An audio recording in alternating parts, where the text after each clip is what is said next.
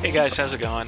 There hasn't really been a whole lot of activity going on in the group for a while, so I figured I'd post something. Today I want to talk about, just kind of give you like a theory. This is kind of like very like high level stuff. It's not like a specific strategy, but it's more of like a mentality of throwing better fireballs. For a really long time, my fireball game was like really awful, and I had a hard time understanding why that was. And it was only about maybe 2 or 3 weeks ago, and I started to think about it in a different way. I came to like a realization, and a lot of things started clicking into place. And I feel like I'm so much better now than just a short time ago. And I want to talk about some of the ways that my mentality changed around fireballs. So before, what I would like, the way that my fireball game worked was I'd throw a fireball and then just kind of like eye up whether or not the fireball hits, or if it's counter hit, or regular hit, or if they block, and then sort of like kind of gauge the frame advantage, like based on the spacing and everything, to determine whether or not it's like sort of safe to throw another fireball. And that was kind of like the extent that I understood about like when fireballs are good and bad. I mean, sometimes that's relevant, but in this game that's not really the best way to do things, because like your fireball hurt box on startup is extended so far forward that if they just reversal a move, like oftentimes they could just crush counter you. So I kind of set up like a little example here just to show like why, just like mindlessly, like not trying to understand the other player, if you're just like kind of in your own head throwing fireballs, why that's dangerous. So like this is pretty common, right? Rashid loves this move. So like if I throw a fireball, like this is usually a pretty well spaced fireball, but I mean I can get crush countered like easily. So this, I mean, I knew about this for a very long time, like, and my mind is always on this, and I was always like, oh, well, my fireballs are just never safe then, you know? There's always this danger where they're going to throw out, like, long-range button, I'm going to get crush countered.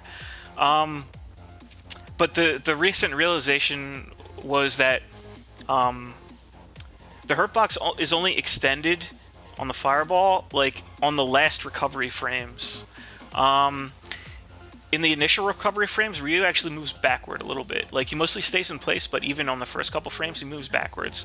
So you can kind of think of it as like a delayed whiff punish. So like if you're trying to read your opponent and you know he's throwing out moves, you could time your fireball so that like it starts up while his active frames are already out.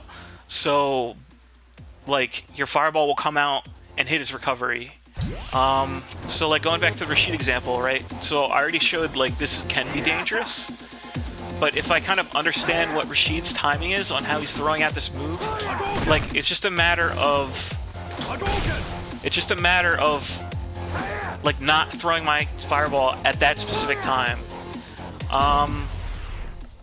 And then there was another really good video on YouTube with FGC Translated. I don't know if anybody subscribed to that. They kind of have like all the Japanese pros, and they translate some of their stuff that they say on Twitch or whatever when they're streaming. But there was a really good one with Bonchan, and it must have been a really old clip because he was playing Street Fighter 4.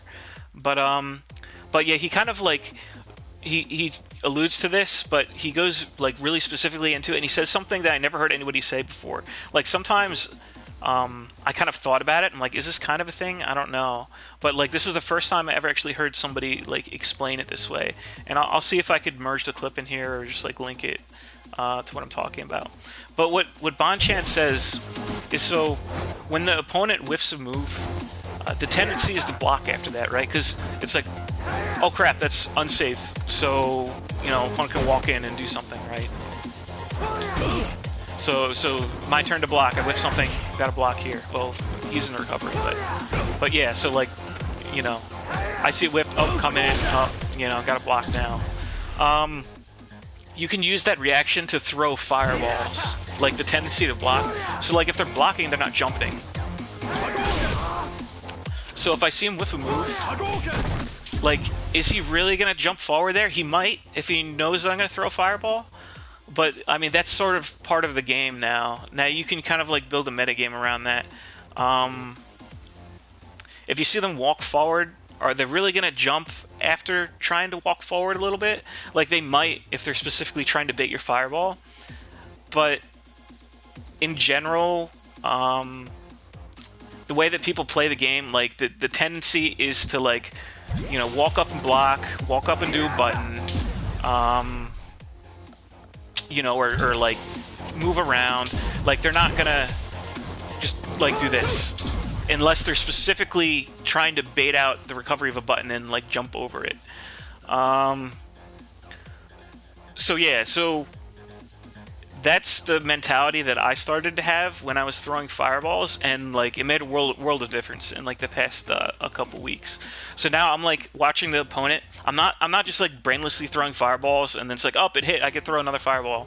Like, now my fireball game centers more around, like, when is the opponent distracted with something else so that I can throw a fireball where he's probably not going to jump. Like, if I see him with a move, he's probably not going to jump immediately after the move ends. So, like, even if my fireball is late, and he just blocks it, like, he's not jumping and killing me, and he's not, like, throwing out a crush counter. I just turn this off.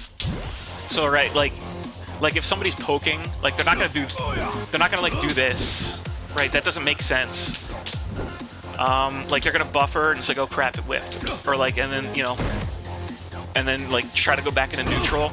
Like, they're not gonna do something like that. Like, so if you see them whiff, then react to the fireball. That can be a really good strategy.